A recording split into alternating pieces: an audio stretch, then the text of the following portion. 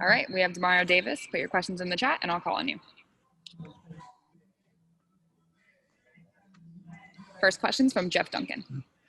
Demario, last two games, you all have made a big stop to get off the field and kind of seal the game. What's that feel like now to be able to do that, to close out a game? In this league, you got to find a way to win. We want to be a team that plays good complementary football. When you get in the end of games, you have to find a way, whether the offense on the field last, whether we on the field last. You got to rise up and be ready to meet the challenge. In the past 2 weeks, we were able to do that. That's going to help us a lot, as far as confidence and motivation and building as we go down the stretch. Next one's from Luke Johnson.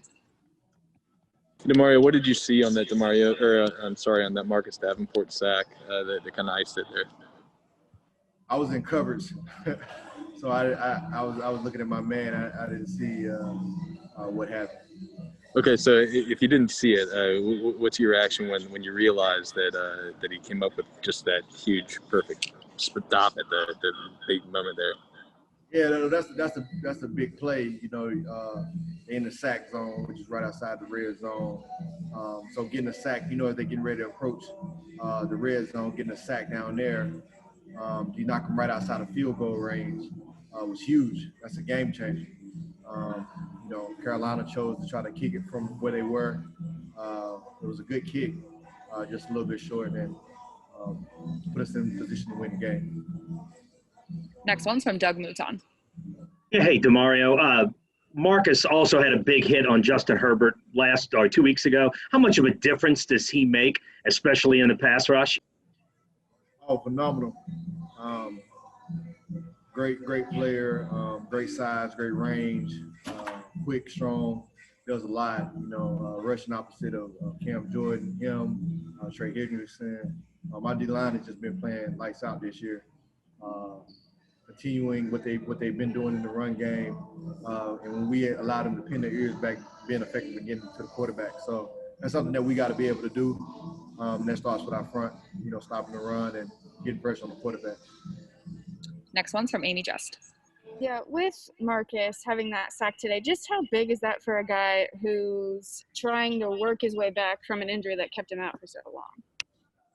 Yeah. Anytime, in this business, guys have been playing at a high level for a long time. And so anytime they not able out there to be able to be out there on the field competing with their brothers and performing at the level that they used to, it's tough. And it just shows his dedication, his work ethic to be back out there and pick up right where he left off. Next one's from Mike Triplett.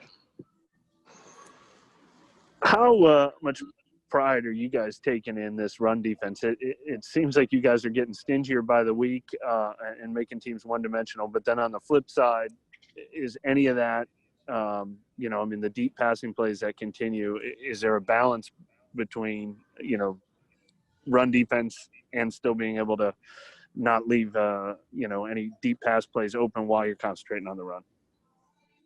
Yeah, the goal is always perfection and always chasing excellence, right? And been able to do that, in the run game, continue to grow in the pass game. I think, from the game and the way it's evolved has made it a lot easier to pass the ball.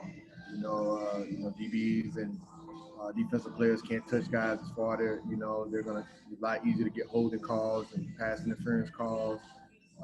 It's a lot more concepts, to defend. And so, it's not as easy to be stingy in the pass game as it probably once was.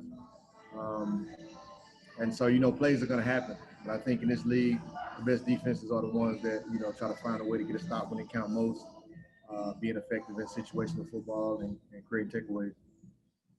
All right, we're all set. Thank you, Demario. Thank you. Guys, be blessed.